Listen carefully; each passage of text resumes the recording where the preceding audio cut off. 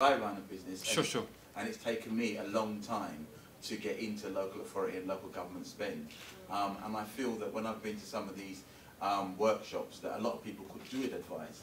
And the Mayor's office is a big procurement of funds, as all the London councils. What would you do to make sure that that imbalance is broken? I mean, what you did miss before was talking about one of the biggest things that I want to do is create a level playing field. And what I said before you came is, we were talking about lending from banks, for example, that if a black-led business has just as good a business case as a white-led business, but there is discrimination in lending, then we needed to make sure, well, for a start, there might be a prosecution there because it must be illegal to discriminate on the grounds of race, whether you're a bank or an individual. But we need to, if necessary, create our own small business bank within the Mayor's office to make sure that black businesses are given an equal opportunity, if the business case is as good, to make up for the discrimination that's currently occurring in financial services. For discrimination in the job market, in that young black men are less likely to get into employment than white young people, and give them additional training and additional, so they have additional skills, so that it's a no-brainer for employers to employ those people. We need to make sure that black-led businesses also have the skills to be able to present their business case in a way to local authorities, where local authorities have no choice because it's so clearly better than, or at least as good as the white businesses that are lending. I don't believe in positive discrimination. I don't think.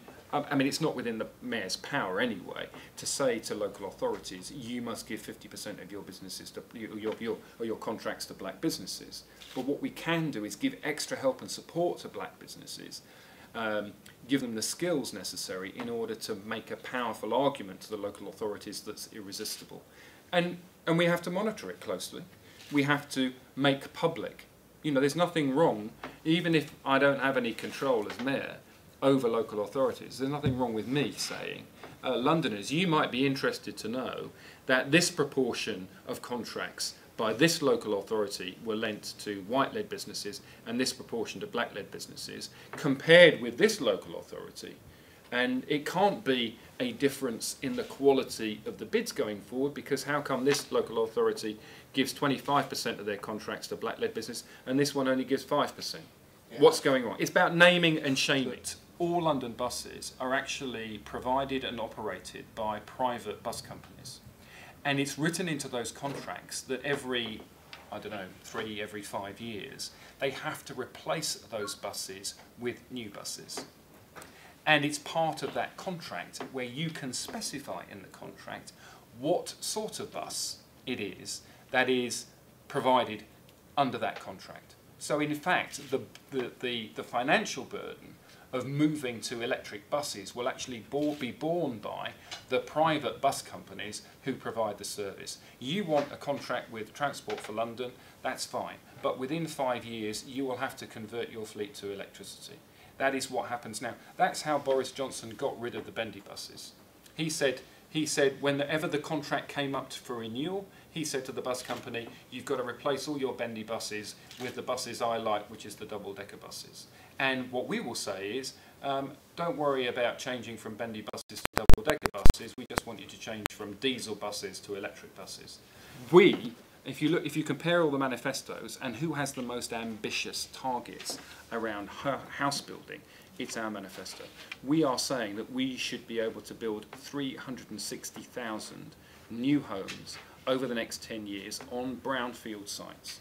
So we've scanned London and we've looked for places that aren't green spaces, aren't back gardens, that you can build homes on, and there is space for 360,000 new homes. What a lot of people don't know is from May, the Mayor of London will be the biggest landowner in London, because there's Transport for London land, there's land that used to be owned by the London Development Agency that's owned by the Mayor. On that land, we can build social housing, in old language, council houses. And so 100,000 maybe council homes is what we can build. And what we do is we don't need to buy the land, we own it already. We get private investment from the City of London. That's only 40% of what it would normally cost to build because you've taken the land cost out. And when it only costs 40% of the normal cost to build really good, decent homes for people, you can afford council house type rents for those properties and still get a really good return on your investment, probably better than you would get on building yet another Westfield shopping centre. So, I'm absolutely passionate about social housing, and I always have been. It was a bit of a joke, really, because everybody keeps asking me, well, who are you going to vote for second preference? And last time, once the votes were counted, I told people that I voted for Left List, very left-wing. And the one reason why I voted Left List was because they had a massive social house building programme, council house building programme in their manifesto. That's how passionate I am about that issue. And we honestly believe over the next 10 years we can build 360,000 new homes, a very significant proportion of those council houses. Some people who don't want the responsibility, who want to live on the street, is the first thing to say. There are other people who are caught in this dilemma. They can't get a job because they don't have a fixed address, and they can't get a home because they don't have a job.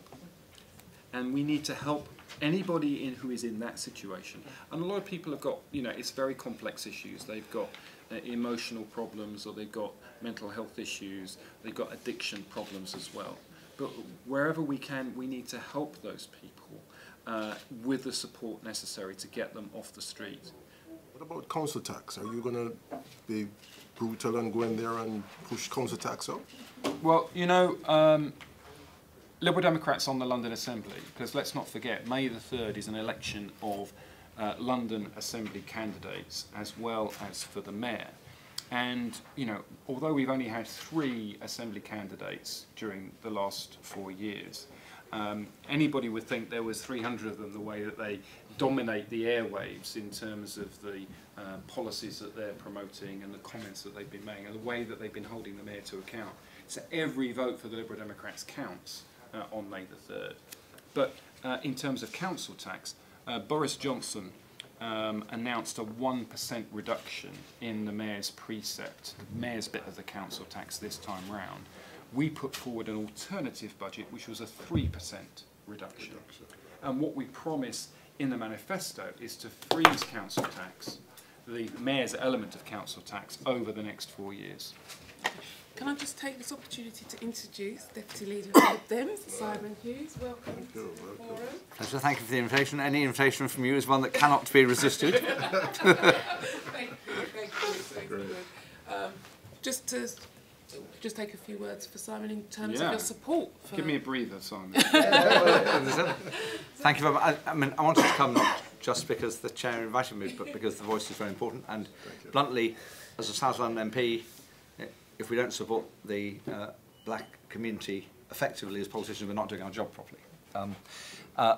4 things struck me when I was just reflecting over the weekend again about what Brian and the Assembly candidates have been saying in terms of how the people the voice caters for, particularly the black and minority communities, would be better served. 1, there would be fairer policing.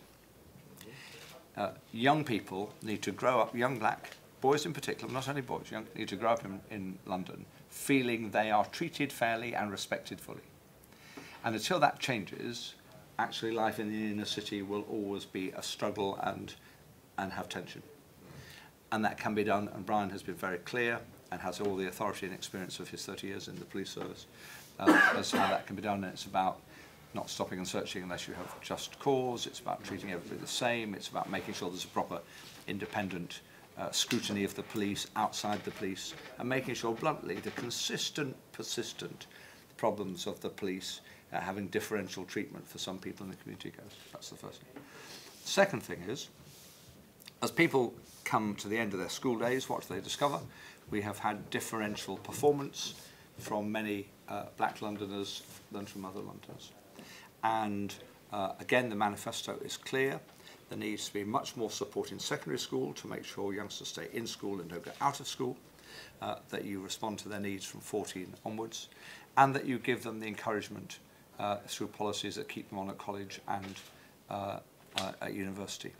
And last year when I was given the job by the government to make sure that we didn't lose out from youngsters from non-traditional backgrounds going to university, in the end we were quite pleased, because through huge efforts in London, going to pretty well every secondary school, every college, we made the point that you can afford to go to college and university. It will not be prohibitive. And once you get the message across, there's no reason why young black youngsters are not as bright and able to pick that up as anybody else. They understood the case. And so the numbers applying almost didn't change at all, even though the fee structure changed. There's an issue still about support for people going to college, and there's a commitment to the manifesto to help with that funding for those who are struggling with college places. It's very interesting, talking to increasing numbers of black youngsters. They actually talk about doing their own business. More and more and more, they talk about doing their own business. Sonia and I and others talk about it's not about going to work for somebody else, it's about working for myself, working with my family, working with my friends. Again, there's a commitment in the manifesto to help with a fund for people to set up their own business and be supported. Really important if we're going to have that diverse economy. In the end, it may be a global business, but it starts often very small. And lastly, unemployment rates and some of the structures of London transport disproportionately affect black Londoners. So what I mean by that is, if you look at the profile of those out of work between 16 and 25, there is a disproportionate number of black youngsters in that group. And all the evidence is that if you don't have good work opportunities between 16 and 25, it prejudices your whole work career.